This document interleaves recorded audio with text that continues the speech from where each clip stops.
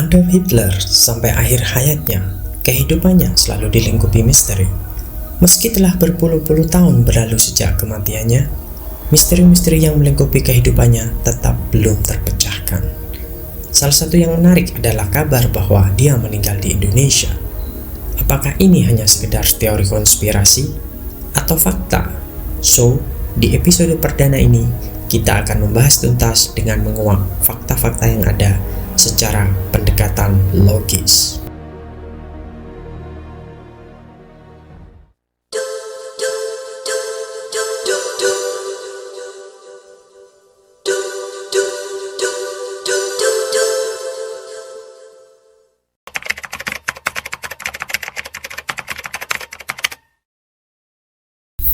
Adolf Hitler lahir 20 April 1889.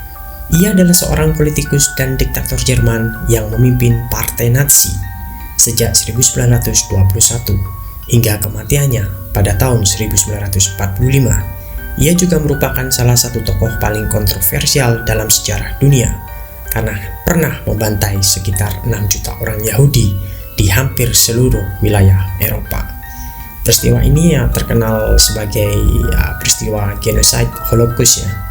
Ini terjadi 1933 sampai 1945. Berarti sudah sekitar 12 tahun ya kawan-kawannya. Wah, cukup lama juga ini. Kemudian setelah kematian Hitler dan berakhirnya Perang Dunia II, para sejarawan banyak sekali menghasilkan tulisan tentang perjalanan pemimpin Nazi tersebut. Namun, masih ada misteri di antara pertanyaan yang tersisa saat ini. Seperti bagaimana Adolf Hitler mati, apakah ia benar-benar mati di bunkernya, di Führer Bunker? Ini menyisakan sebuah pertanyaan. Fakta modern yang beredar tentang kematian Hitler adalah ia bunuh diri menggunakan pistol di dalam Führer Bunker pada 30 April 1945. Itu Hitler lakukan setelah merasakan kalah dalam pertempuran Berlin yang kemudian berujung pada usainya Perang Dunia II di Eropa.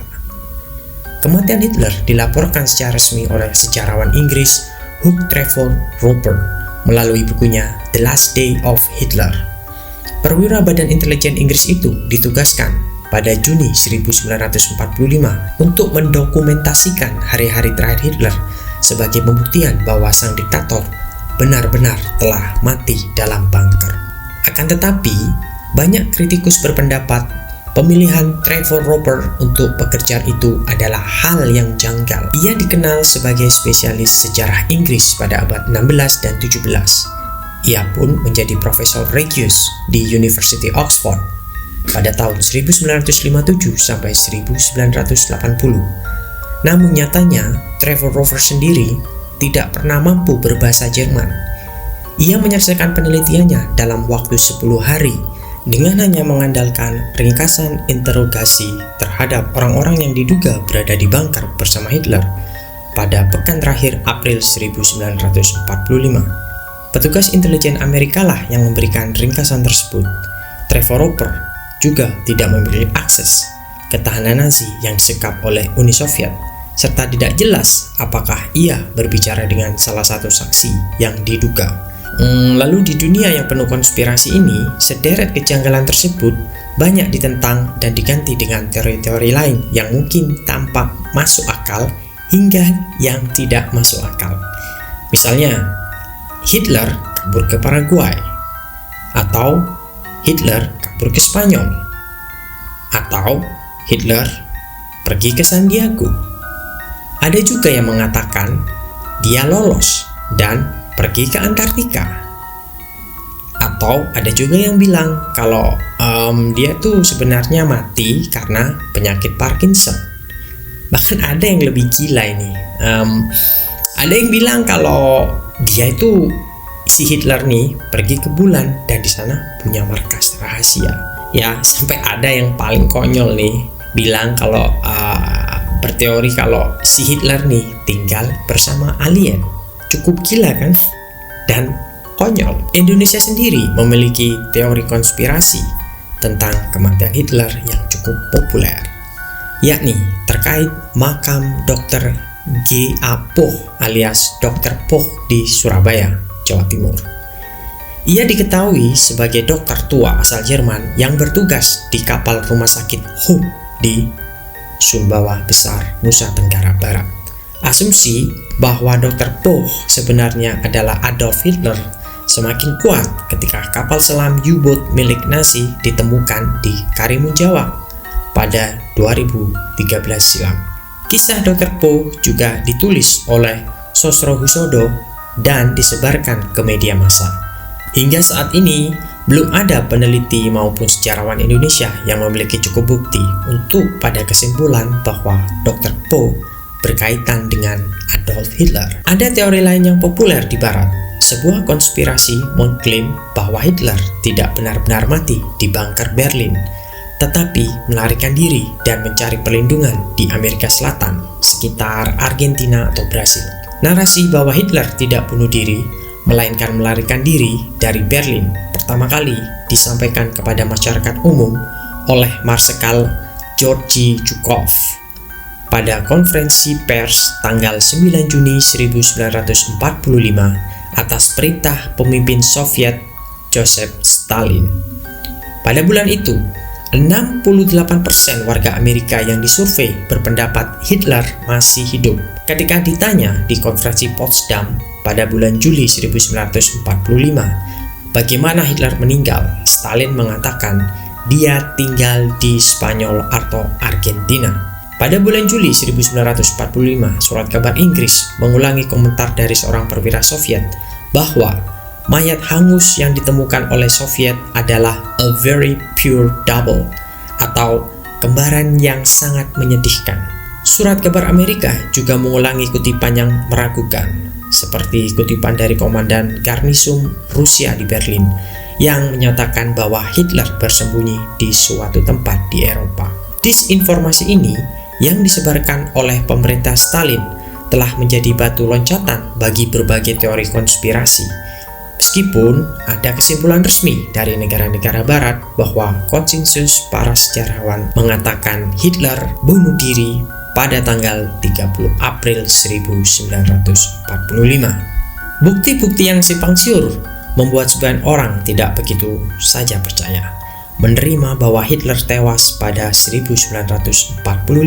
Ada sebuah film dokumentasi berjudul Revolt Hitler in Argentina yang mengarah ke dugaan Hitler melarikan diri ke negeri Amerika Latin itu, bukan tewas bunuh diri di dalam bunker.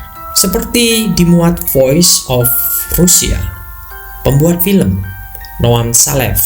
Jadi Noam Salev ini yang bikin film itu tadi ya, film yang judulnya Revolt Hitler in Argentina. Jadi dia itu berbicara soal informasi baru yang mungkin bisa menguak kebenaran tentang kapan dan di mana Hitler tewas. Noam menceritakan sejumlah orang yang tinggal di Argentina di masa sekitar Perang Dunia II punya informasi berbeda. Kala itu, sejumlah saksi mata mengklaim melihat Hitler, berbicara dengannya, atau mendengar tentang dia di wilayah mereka setelah 1945, tahun yang dianggap tahun kematian Sang Führer, kematian si Hitler. Memang, apa yang disampaikan penduduk lokal kurang meyakinkan bagi para ahli sejarah, bahkan publik secara luas. Namun, ada arsip rahasia Argentina yang mulai dikuak 1 dekade lalu menguatkan dugaan itu. Penelitian selama 10 tahun dan akses sejarawan terhadap arsip itu menemukan dokumen menarik dari tahun 1930-an dan 1940-an yang menyimpulkan bahwa terlepas dari laporan saksi mata, ada substansi untuk keberadaan Hitler ini. Laporan dari arsip juga menunjukkan bahwa pejabat Argentina saat itu tahu bahwa Hitler berada di dekat perbatasan mereka. Aparat Argentina tidak sendirian. Ada bukti tak terbantahkan bahwa pemerintah AS mengawasi lekat Argentina sampai akhir 1940-an. FBI yang memiliki pos di Argentina dan Washington DC pada saat itu menuliskan laporan tentang dugaan penampakan dan keberadaan Hitler di Argentina dari tahun 1945 sampai 1949. Lalu ada sebuah buku berjudul Grey Wolf: The Escape of Adolf, juga menyajikan klaim senada. Menurut buku itu, Hitler merancang skenario dia bunuh diri sebelum kabur dari Jerman. Penulis buku itu, Gerard Willem dan Simon Dunstan, yakin bukti bunuh diri Hitler ini tidak akurat. Yang sebenarnya terjadi menurut mereka, pada 1945 Hitler melarikan diri ke Argentina bersama istrinya Eva Braun. Dalam ulasan buku yang dimuat harian Daily Mail, mereka bahkan menggambarkan secara detail pelarian pasangan kontroversial itu. Dua penulis mengklaim ada bukti kuat untuk menunjukkan bahwa pasangan itu lolos pada akhir Perang Dunia Kedua, lalu menjalani kehidupan baru di sebuah kantong Nazi di Argentina yang dikontrol pemerintahan fasis. William dan Dunstan bahkan mengungkapkan pasangan tersebut dikaruniai 2 anak sebelum Hitler akhirnya menghembuskan nafas terakhir pada 1962 pada usia 73 tahun. Buku itu juga mengklaim para pejabat intelijen Amerika ikut terlibat dalam pelarian sebagai imbalan untuk akses teknologi perang yang dikembangkan oleh Nazi. Jadi Amerika terlibat. Tapi semua klaim-klaim itu ada yang membantah. Pendapat sensasional itu dibantah sejarawan terkemuka Guy Walters. Walters yang mempelajari sejarah Nazi Jerman menulis jumlah buku perang mengatakan ada ribuan teori tentang pelarian Hitler. Tak ada satupun yang sahih, hanya bergantung pada sumber sekunder yang meragukan. Klaim Hitler bunuh diri di bunker diperkuat kesaksian Rochus Miss, 94 tahun, mantan operator radio Hitler, sekaligus satu-satunya yang selamat dari bunker Berlin. Ia mengatakan ia melihat mayat Hitler dan Eva Braun dengan mata sendiri.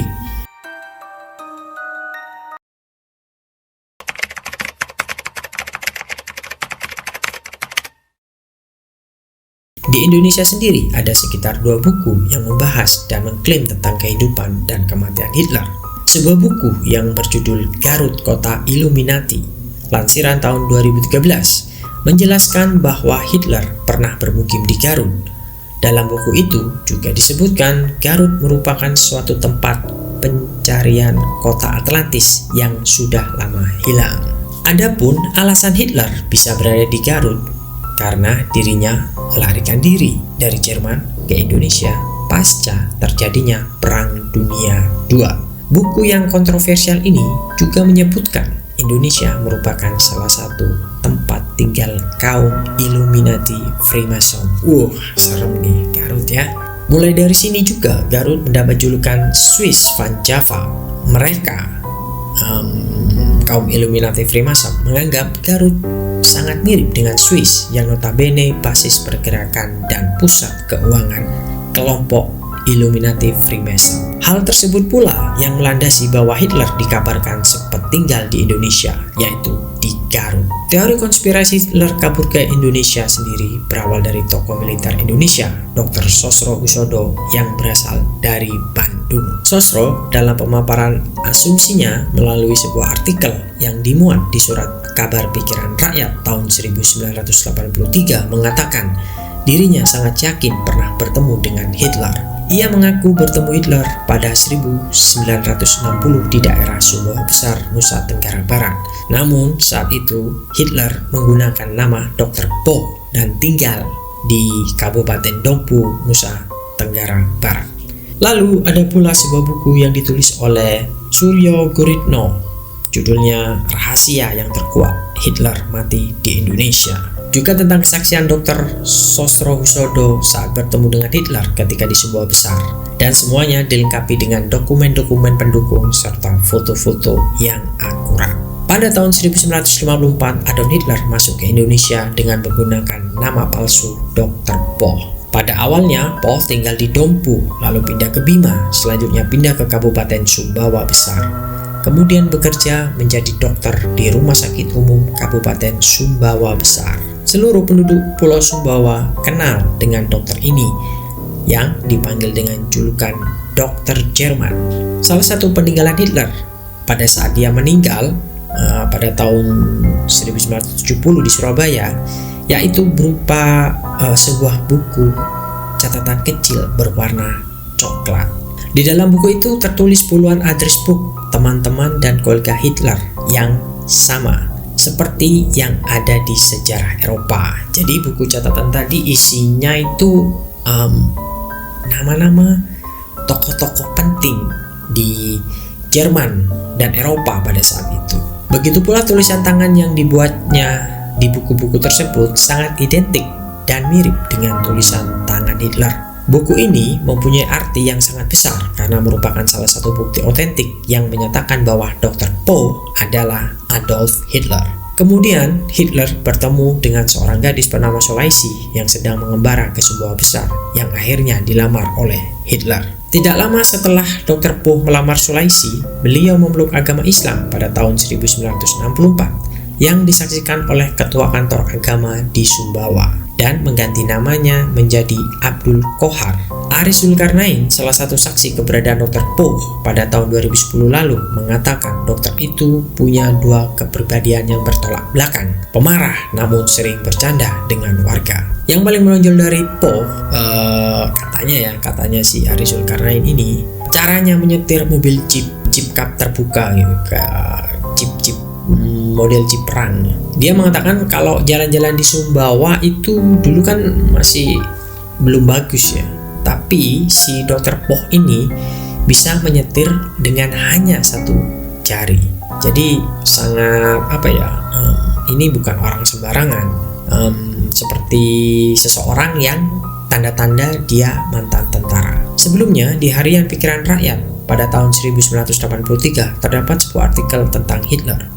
Penulisnya bernama Dr. Sosrohusodo, dokter lulusan Universitas Indonesia yang pernah bertugas di kapal yang dijadikan rumah sakit bernama Hope di Sumbawa Besar. Dr. Sosrohusodo menceritakan pengalamannya bertemu dengan dokter tua asal Jerman bernama Poe di Pulau Sumbawa Besar tahun 1960. Poe adalah pimpinan sebuah rumah sakit terbesar di pulau tersebut. Orang itu diduga Hitler. Bukti-bukti yang diajukan Sosrohusodo adalah bahwa dokter tersebut tak bisa berjalan normal. Dia selalu menyeret kaki kirinya ketika berjalan. Kemudian tangan kiri dokter Jerman itu selalu bergetar. Dia juga punya kumis vertikal mirip Charles Chaplin dan kepalanya gundul. Kondisi ini diyakini mirip dengan gambaran Hitler di masa tuanya yang ditemukan di sejumlah buku biografi sang Führer. Saat bertemu dengannya di tahun 1960-an, orang yang diduga Hitler berusia 71 tahun. Menurut Sosrohusodo, dokter asal Jerman yang dia temui sangat misterius. Dia tidak punya lisensi untuk jadi dokter. Bahkan dia sama sekali tidak punya keahlian tentang kesehatan. Ini jadinya mencurigakan. Sosro mengaku pernah memeriksa tangan kiri Poe yang selalu bergetar. Saat menanyakan kapan gejala ini mulai terjadi, Poe lalu bertanya pada istrinya yang lalu menjawab, ini terjadi ketika Jerman kalah di pertempuran dekat Moskow. Saat itu Goebbels mengatakan padamu bahwa kau memukuli meja berkali-kali. Begitu kata istrinya, istri Dr. Poe. Goebbels yang disebut oleh istri Poe diduga adalah Joseph Goebbels, menteri propaganda Jerman yang dikenal loyal kepada Hitler. Istri Poe yang diduga Eva Braun beberapa kali memanggil suaminya dengan Dolf yang diduga kependekan dari Adolf Hitler. Selama ini, kematian Hitler memang sangat misterius karena tidak ada saksi yang dapat menunjukkan di mana mayat Hitler ataupun mayat Eva Braun. Di konferensi Potsdam tahun 1945, Stalin menyatakan bahwa mayat Hitler dan Eva Braun tidak ditemukan. Stalin menduga si Hitler ini lolos dan melarikan diri ke Spanyol atau daerah sekitar Amerika Latin.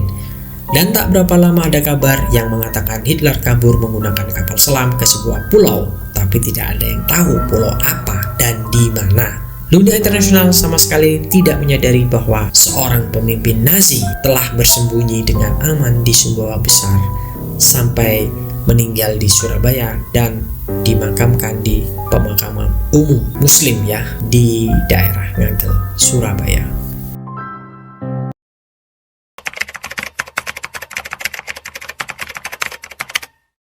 Semua kisah-kisah di atas tentang Hitler itu memang sangat tampak meyakinkan, ditambah dengan adanya bukti-bukti otentik berupa dokumen-dokumen dan foto. Namun, apakah benar demikian adanya? Untuk menguji kebenaran klaim-klaim tersebut, marilah kita coba berpikir lebih kritis dengan coba membandingkan ciri-ciri fisik Hitler dengan Dr. Boh. Secara umum, Hitler mempunyai badan kurus dengan kumis tipis seperti yang terlihat pada gambar tersebut. Apakah mirip? Sekilas memang sangat tampak mirip pada foto saat Hitler muda dengan Dr. Boh. Tetapi jika kita bandingkan foto-foto ketika Hitler pada saat Hitler menjadi pemimpin Nazi, maka akan tampak perbedaannya. Hitler saat menjadi pemimpin Nazi tampak lebih gemuk dan berisi ya, tidak kurus seperti Dr. Boh. Memang ada yang berargumen yang mengatakan ya kan dulu gemuk karena pas jadi pemimpin, di mana saat itu kan bergelimang harta dan tahta. Sedang saat kabur maka sangat normal jika kemudian si Hitler ini berubah menjadi kurus, apalagi dikala sudah semakin tua. Ya memang betul sih, ya, memang masuk akal. Tetapi ada satu hal yang perlu diingat, dan hal ini sangatlah penting, yaitu ada beberapa bagian tubuh fisik dari manusia yang otentik dan sulit untuk berubah. Salah satunya adalah caping, atau disebut juga daun telinga, atau disebut juga earlobe dalam dunia medis kedokteran.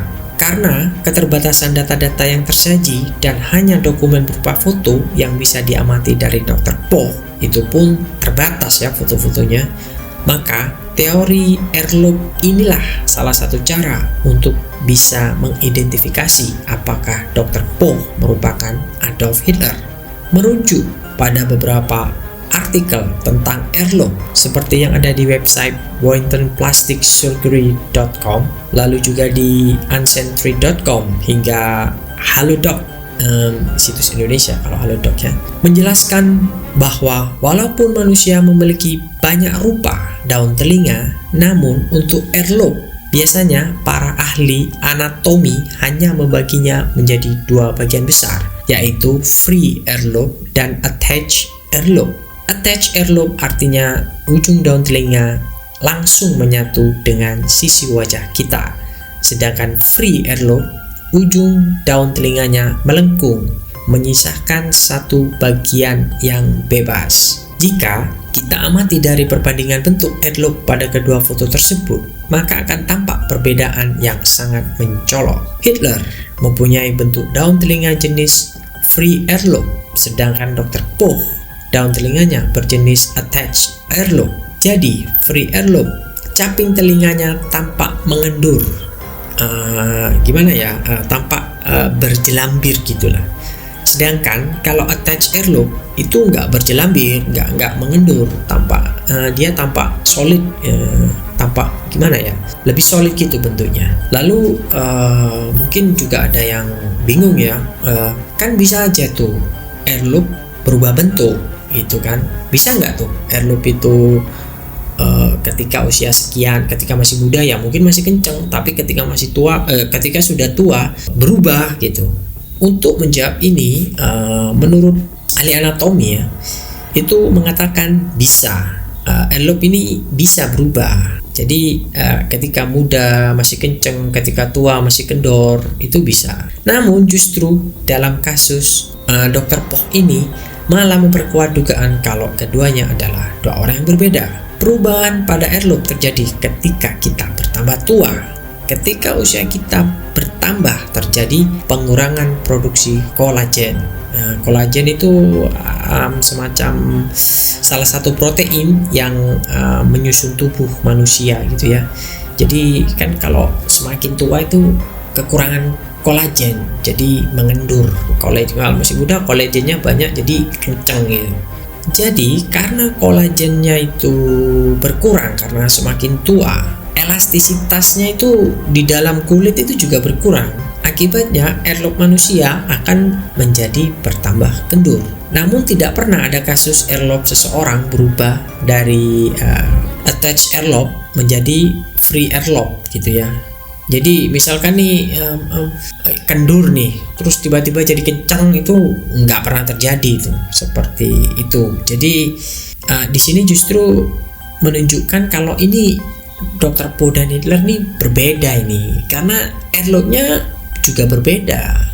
Karena nggak mungkin airloop itu jadi dari mengendur menjadi kencang. Lalu soal ditemukannya adanya kapal U-boat Jerman milik Nazi di Laut Kepulauan Karimun Jawa, kan ada klaim tuh ditemukan U-boat, artinya wah itu mungkin digunakan oleh Hitler pada waktu melarikan diri ke Indonesia. Jadi ini kayak semacam cocok logi. Kan biasa orang-orang kita kan, orang Indonesia kan suka cocok logi. Sekarang bagaimana sih U-boat itu bisa sampai di Indonesia gitu kan? Sekarang pertanyaannya gitu. Bagaimana armada U-boat Jerman bisa berlayar aman hingga nun jauh ke Indonesia? Menurut referensi dari indomiliter.com bahwa tidak menggunakan jalur shortcut terusan Suez. Terusan Suez ini yang ada di daerah mana itu, Semenanjung Sinai ya, merupakan terusan sepanjang 193 km yang terletak di Mesir, menghubungkan Pelabuhan Said di Laut Tengah dengan Suez di Laut Merah. Jadi ini lebih cepat kalau dari Eropa melalui terusan Suez. Dengan berangkat dari basis pangkalan di Norwegia dan Prancis, ternyata butuh perjuangan berat bagi awak Kriegsmarine. Untuk Kriegsmarine ini angkatan lautnya Jerman, untuk bisa sampai ke tujuan.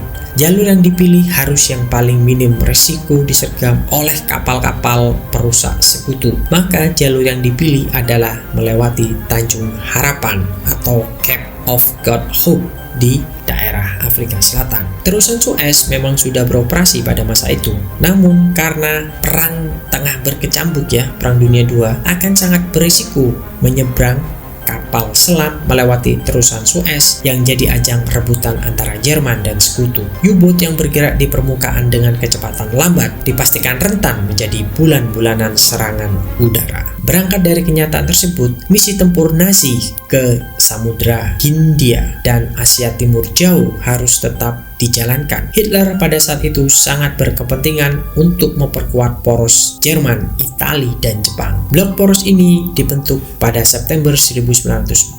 Blok poros ini dipimpin oleh Adolf Hitler di Jerman, Benito Mussolini di Italia, dan Kaisar Hirohito di Jepang ya. Terkhusus hubungan Jerman-Jepang dinilai beberapa pengamat jauh lebih erat ketimbang Jerman dengan Italia. Sebagai implementasi gelar kekuatan, jadi dikirim sekitar 40 U-boat tercatat dikirim untuk misi jarak jauh tersebut. Dari gelombang pengiriman pertama yang terdiri dari 11 U-boat dikenal sebagai Gruppe Monsun tiba di Samudra Hindia pada pertengahan tahun 1943. Misi resmi Gruppe Monsun adalah memotong pasukan sumber daya sekutu di Laut Arab, Teluk Oman, dan Teluk Persia. Kawasan Asia merupakan pendukung pasokan logistik bagi sekutu, khususnya Inggris yang mempunyai koloni di India. Kemudian, Jerman dan Jepang membentuk operasi militer bersama di Samudra Hindia untuk menguasai kawasan Asia Pasifik, sekaligus memutus pasokan logistik sekutu dari Australia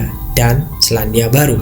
Jadi, U-boat ini memang sesuatu yang normal saja. Kenapa bisa berada di Indonesia? Karena memang antara Jerman dan Jepang itu mempunyai kepentingan untuk mengamankan kawasan Pasifik ya, kawasan Hindia, Samudra Hindia gitu. Kembali ke soal penemuan U-boat di Karimun Jawa yang disinyalir digunakan Hitler untuk datang ke Indonesia. Penemuan ini berawal dari beberapa nelayan yang memberitahu kalau ada bangkai kapal selam di bawah laut di sekitar Karimun. Kemudian ada seorang arkeolog ya dari UGM ini melakukan penyelidikan literatur hingga pada November 2013 dengan dukungan peneliti senior Pusat Arkeologi Nasional yakni Priyatno Hadi dan Bambang Budi Utomo.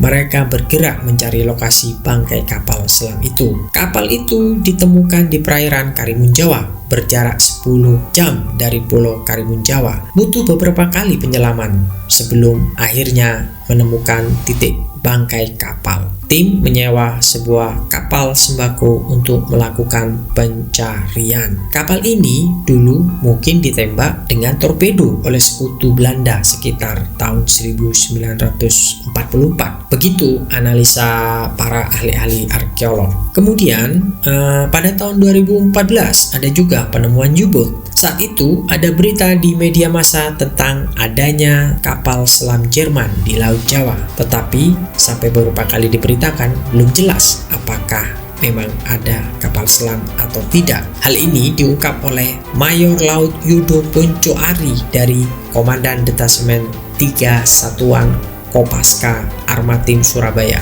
Tim pun mulai ekspedisi ke wilayah Laut Jawa yang berada di utara Karimun Jawa. Berangkat pada 30 Mei 2014 malam, tim berhasil mencapai lokasi kapal pada pagi hari berikutnya. Menyelam hingga kedalaman 25 meter. Tim akhirnya menemukan bangkai kapal selam Jerman yang sebelumnya banyak dibicarakan. Tanda bahwa kapal selam itu milik Jerman diantaranya terdapat lambang Nazi pada sejumlah peralatan di dalam kapal. Dan ternyata lokasi penemuan kapal itu jauh dari Karimun Jawa.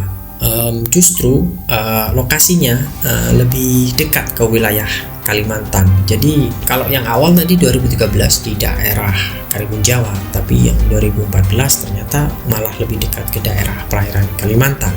Lalu sekarang mari kita bayangkan, jika kapal-kapal itu tenggelam sekitar tahun 1944 menurut para ahli arkeolog dan dari militer Angkatan Laut, maka sangatlah aneh dan janggal jika dihubungkan dengan keberadaan Hitler di Indonesia. Karena menurut buku yang ditulis oleh Suryo Guritno tadi yang judulnya Rahasia yang Terkuak Hitler Mati di Indonesia, dan tadi juga ada kesaksian Dr. Sosrohusodo yang dia menyertai bukti-bukti otentik berupa dokumen-dokumen mengatakan bahwa Hitler bersembunyi di Indonesia sejak tahun 1954 sampai dengan tahun 1970. Dan tepatnya menurut dokumen-dokumen itu Hitler tuh masuk di Indonesia pada tahun 1954 dengan menggunakan nama palsu Dr. Po. Di sini ada gap sekitar 10 tahun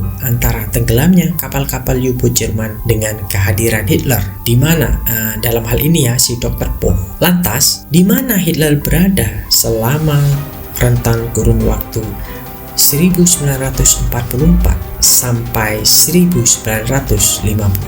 Jadi kan 1944 itu adalah fakta ketika kapal selam itu tenggelam, dibom oleh kapal-kapal sekutu. Lantas Hitler muncul tahun 54. Nah, selama 10 tahun ini kemana sih Hitler? Kan hal ini menjadi semakin tak masuk akal dan membingungkan. Apalagi jika dihitung dari sejak peristiwa Hitler melarikan diri dari bunker di Jerman, di mana peristiwa dia bunuh diri di dalam Fachra bunker yang terjadi pada 30 April 1945. Jadi katakanlah dia berhasil melarikan diri pada detik-detik terakhir lah sebelum kejadian di bunker itu. Itu kan terjadi tahun 45. Lantas, jikalau memang benar dia melarikan diri ke Indonesia, maka akan sangat tidak masuk akal. Kenapa? Karena kapal-kapal U-boat yang ditemukan baik di Karimun Jawa maupun di perairan Laut Kalimantan diperkirakan tenggelam pada tahun 1944 karena serangan torpedo-torpedo pasukan sekutu. Ini kan semakin janggal dan gak masuk akal. Itu U-boatnya tahun 1944. Sedangkan peristiwa Hitler ini di bunker itu kan 1945. Lah bagaimana mungkin ini U-boatnya sudah tenggelam, si Hitlernya baru mau melarikan diri ke Indonesia? Ini kan sesuatu yang aneh, sesuatu yang nggak logis.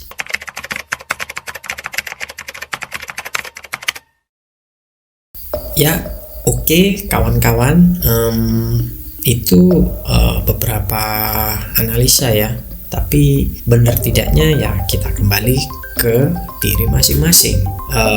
Boleh percaya kalau Hitler mati di Indonesia, boleh tidak percaya, tapi paling enggak kita harus skeptis melihat sesuatu.